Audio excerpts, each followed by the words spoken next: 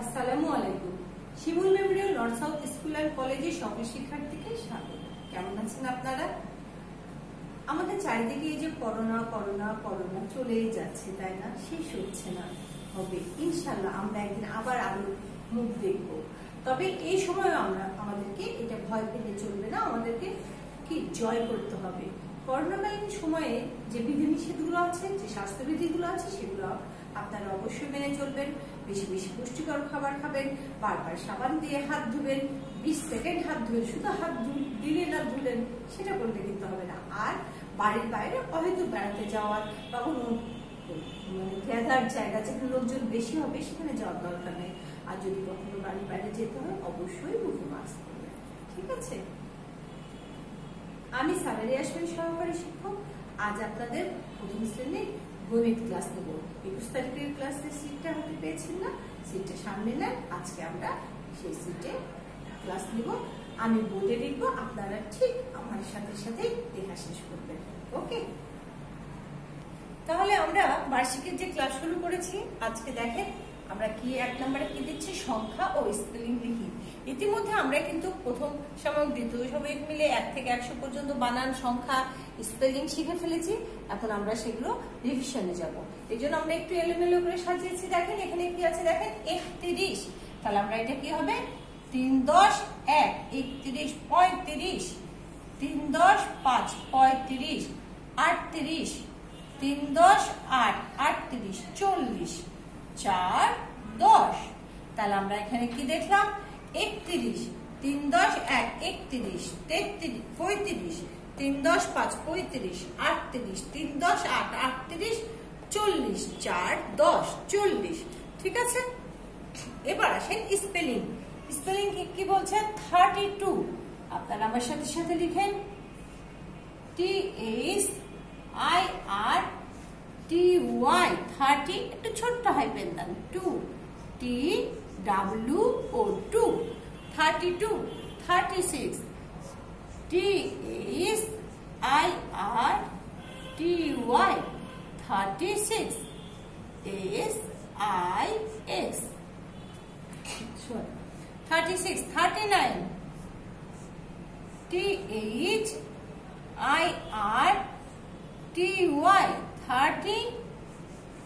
30 NINE 39 40 FORTY।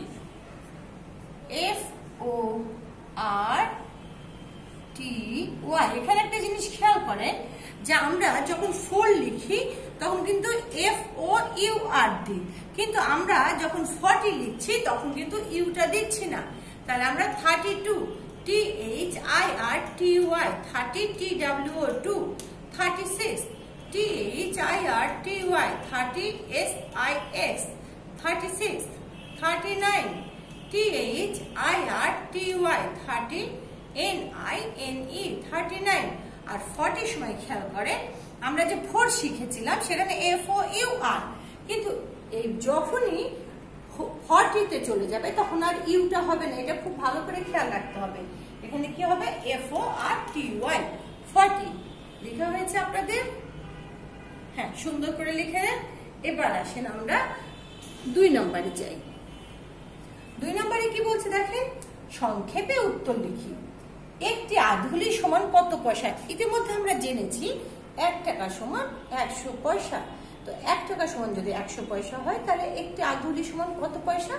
দেখেন 50 পয়সা। 50 পয়সা। ঠিক আছে? আচ্ছা, এবার কি বলছি, একটি সিকি সমান কত পয়সা?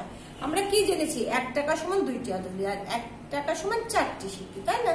তাহলে 1 টাকা সমান যেমন অর্ধেক হচ্ছে একটা আধুলি, আধুলিরও কিন্তু অর্ধেক একটা সিকি। তাহলে 1 আধুলি সমান যদি 50 পয়সা হয় তা 1 সিকি সমান 25 পয়সা। এগুলো কিন্তু আপনাদেরকে মনে রাখা লাগবে, ঠিক আছে? 25 পয়সা। ওকে? এবার আসেন, বলছি যে সুখী পরিবারের ছবি আছে কত পয়সার মুদ্রায়। গতদিন যখন আমরা ক্লাস নিয়ে আমি যে ছবিগুলো দেখিয়েছিলাম আপনাদেরকে, সেখানে আমি কিন্তু ভালো করে দেখিয়ে দিয়েছিলাম যে সুখী পরিবারের ছবি আছে কত পয়সার মুদ্রায়, বলেন তো? হ্যাঁ, 10 পয়সার মুদ্রায়, ঠিক আছে, মুদ্রায়। তাহলে আমরা সুন্দর করে এটা লিখে নেব যে সুখী পরিবারের ছবি আছে 10 পয়সার মুদ্রায়। আর একটা কি বলছে দেখেন, জাতীয় পাখির ছবি আছে কত টাকার নোটে। কত টাকার নোটে দেখি, নোট চেনেন না? হ্যাঁ, লেখেন 2 টাকার নোটে জাতীয় পাখির ছবি আছে, মানে দোয়েল পাখির ছবি আছে 2 টাকার নোটে। আমরা এগুলো আরেকবার পড়ে নিই। একটি আধুলি সমান কত পয়সা? 50 পয়সা। একটি সিকি সমান কত পয়সা? 25 পয়সা।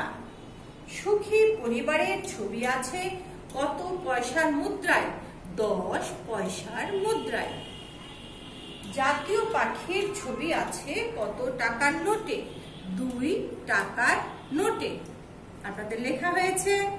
আপনারা যদি লেখা হয়ে থাকে সুন্দর করে, তাহলে এবার আমরা 3 নম্বরে যাবো। আসেন, স্থানীয় মান নির্ণয় করি। এর আগে অনেকবার আমরা করেছি, কিন্তু আমরা এটা করতেই থাকবো। আমরা এই জন্য করতে থাকবো, গণিত বা অঙ্ক হচ্ছে প্র্যাকটিসের ব্যাপার। আপনি যত বেশি করবেন, আপনি তত বেশি সুন্দরভাবে করতে পারবেন, আপনি তত বেশি লেখাগুলো ভালোভাবে লিখতে পারবেন, আপনি তত বেশি বুঝতে পারবেন। স্থানীয় মানের জন্য আমরা করতেই থাকবো, ঠিক আছে? ওকে, আসেন তাহলে 1 আমরা কিভাবে শিখেছিলাম বলেন তো?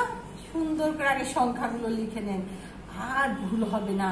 সংখ্যা লিখতে ভুল হলেই তো হাফ মার্কস লাগবে, বিস্কেটে নেয়, তাই না? 1 একক সমান, আপনারা সমানটা সুন্দর করে দিবেন, একটু দূরে লিখেন। 1 8 দশক সমান কত হবে? 80। 80টা শূন্যটা এককের ঘরে হলো। 2 শতক সমান, দেখেন আমি কি সুন্দর করে লিখছি আপনাদের জন্য, একদম এককের ঘর দশকের ঘরগুলো। 5000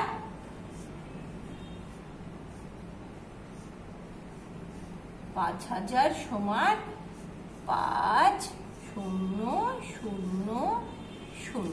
ওকে, এখন আমি আপনাদেরকে একটু দেখাবো। দেখেন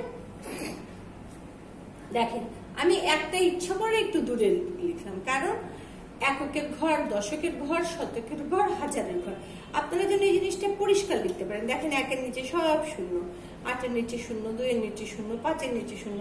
আমরা এক একক, এই যে সমানগুলো, এই সমানগুলো না দিয়ে যদি আপনারা একটা দাগ দিয়ে দিন, তাহলে কেটে দেবো। বা অনেকে লিখছেন এরকম, দেখেন আমার কাছে লিখছেন যে 1 একক বা 1, এটা কি হবে? এটা কখনোই হবে না। এটা লেখা মানে পুরোটাই কাটা। বুঝতে পেরেছেন? এই জিনিসগুলো আপনারা পরীক্ষার সময় খেয়াল করবেন। এখন এটা লেখা হয়েছে আপনাদের, হয়ে গেছে। এবার চলেন আমরা 4 নম্বরে যাই। বুঝেছেন? 4 নম্বরে কি, এখানে কিছু চিত্র আছে। চিত্রগুলো কি, এটা কি চেনেন? এটা হচ্ছে ত্রিভুজ। 3টা ভুজ, দেখেন 1টা 2টা 3টা। আমরা কি লিখবো? ত্রিভুজ। ত্রিভুজ। আপনারাও সুন্দর করে ত্রিভুজ লিখবেন, দেখেছেন? এই যে মাত্রা কিন্তু আমি দিয়েছি, এটা কিন্তু মাত্রা দিবেন। এটা কি খ নাম্বার? দেখেন তো, এটা চতুর্ভুজ। এখানে 4টা বাহু, দেখেন 1 2 3 4। তাহলে এটা কি লিখবেন? চতুর্ভুজ। এখানে একটা জিনিস খেয়াল করেন, একটা রেপ, চতুর্ভুজ। এই রেপটা কিন্তু ভয়ের উপরে হবে, খুব মনোযোগ দিয়ে দেখেন। রেপটা কিন্তু আমি ভয়ের উপরে দিয়েছি। এইটা কি দেখেন তো, এটাকে কি বলে জানেন? এটাকে কোণ বলে। কিন্তু এই কোণ বানানটা কি হবে? কৌকার মূর্ধন্য। এটা যদি আপনি দন্তন্য দেন, তাহলে কিন্তু কোণ মানে কাকে এরকম হয়ে যাবে, কিন্তু মূর্ধন্য না দিলে আপনার এটা ভুল হবে। আর এটা কি বলেন তো? এটা কি জানেন? গোলক। গোলকের একটা উদাহরণ বলতে পারবেন কি আপনারা? গোলক, দেখেন তো, এটা কিছুটা বলের মতো লাগছে না? অর্থাৎ যে জিনিসটা গোল টাইপের হয় সেটাকে আমরা গোলক বলি। এবার আমি আরেকবার আপনাদেরকে দেখিয়ে দিই। দেখেন ত্রিভুজ, তো থালা রস্যই ভয় রস্য বর্গীর চ, চতুর্ভুজ চ তয় রস্য ভয়ের রস্য রেপ আছে, হ্যাঁ বর্গীর চ। কোন গকার মধ্য না, এটা গোল, গকার ল ক গোল, মনে থাকবে এটা কিন্তু গোল না, গোল। ওকে, আচ্ছা এবার আপনারা আসেন 5 নম্বরে।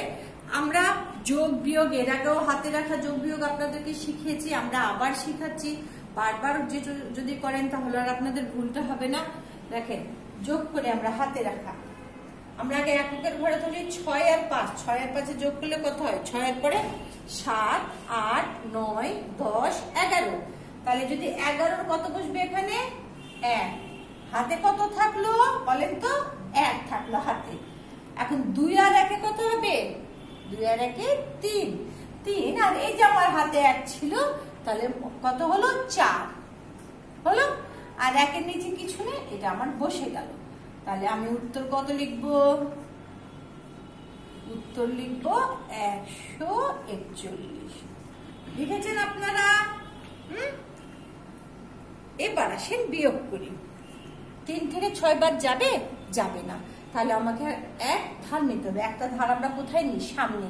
তাহলে 3 এর আগে যদি এক ধার নিই, তাহলে 3 এর আগে এক ধার নিলে 13। এই 13 থেকে আমাকে এখন 6 বাদ দিতে হবে।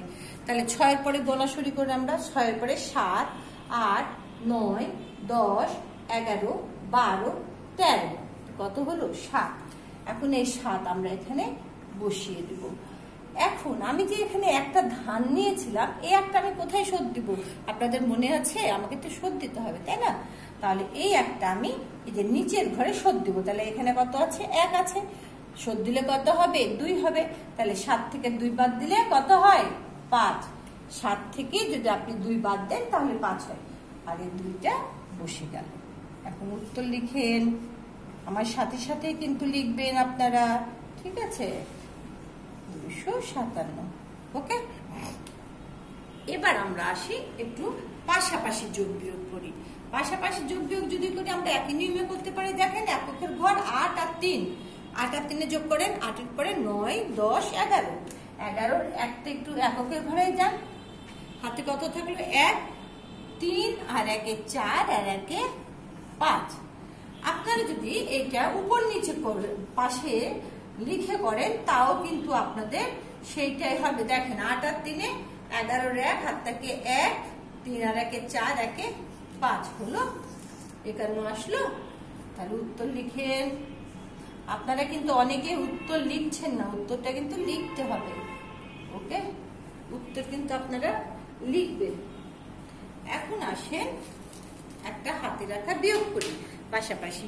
দেখে এখানে 7 আছে এককের পরে, এখানে 4 আছে। তাহলে আমরা এখানে 4টাকে কি ধরতে পারি? 4টাকে আমরা 14 এক ধার নিলাম। তাহলে 7 এর পরে করেন 8, 9, 10, 11, 12, 13, 14। তাহলে আমরা এখানে 7 দিলাম। এখন এই যে একটা এখানে যোগ করলাম, তাহলে 2 হলো। তাহলে 2 থেকে 2 বাদ দিলে 0। আমরা বামে 0 না বসালেও হয়, বসালেও ভুল না, তবে না বসানোই ভালো। আমি যদি এটা পাশাপাশি উপর নিচে লিখে বিয়োগ করি তাও দেখেন সেইটাই আসছে। 7, 14 যান, 7 এর পর 8, 9, 10, 11, 12, 13, 14। 7 হাতে ছিল 1, এখানে 2 হলো। 2 থেকে 2 বাদ দিলে এখানে 0, আপনি 0 না বসালেও হবে। এভাবে আপনি পাশে যদি উপর নিচ করে লিখে অঙ্কটা করে নেন, সেক্ষেত্রে আপনার ভুল হওয়ার সম্ভাবনা থাকবে না। এখন আমরা এটা উত্তর লিখব। উত্তর 7 লিখেছেন। আমি আর একবার আপনাদেরকে বুঝিয়ে দিই অঙ্কগুলো। দেখেন 126, 15, 6 আর 5 11 1, হাত থেকে 1, 2 আর 1 3, হাতে ছিল 1, 4, 1 হয়েছে। উত্তর 141। এখন আসি 273 থেকে 16 বাদ দেন। 6 এর পরে 13 পর্যন্ত বলেন। 7, 8, 9, 10, 11, 12, 13, 7 হাতে 1 ধান নিয়েছিলেন, সেটা এখানে যোগ দিলেন। তাহলে 2 হলো। এখন 7 থেকে 2 বাদ দিলে কত হবে? 5 হবে। আর এই এখানে তার ধান নেওয়া লাগেনি, তাহলে এই 2টা বসে গেল। ঠিক পাশাপাশি যোগের ক্ষেত্রে আমরা এটা কি করব? দেখেন যে আমরা এককের ঘর আগে যোগ করব। 8 আর 3 কত হয়? 9, 10, 11, 1 হাতে কত থাকলো আমার 1, 3 আর 1 4, আর হাতে যে 1 ছিল 5, উত্তর 51। এখানে 7, 14 পর্যন্ত আমরা গুনি এক ধান নিয়ে, তাহলে 7-এর পরে 8, 9, 10, 11, 12, 13, 14, 7 এক ধান নিয়েছিলাম আমরা, এখানে এককের ঘরে দিব, 2 থেকে 2 বাদ দিলে 0। আপনারা যদি বামে 0 বসান বসালেন, যদি না বসান তাও ভুল না। ওকে, দেখা হয়েছে? উত্তর লিখেছেন 7, উত্তরটা কিন্তু সবাই লিখবে, ঠিক আছে?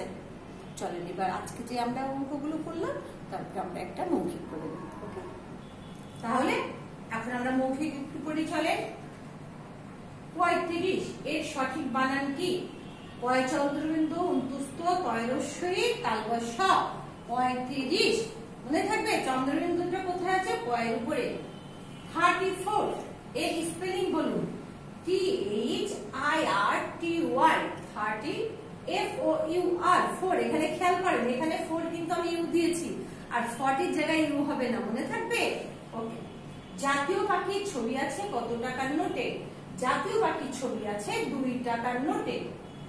1 সিকি সমান কত পয়সা? 1 সিকি সমান 25 পয়সা। কোন আত্তে কয়টি রেখা লাগে? কোন আত্তে 2টি রেখা লাগে। পড়াগুলো হয়েছে।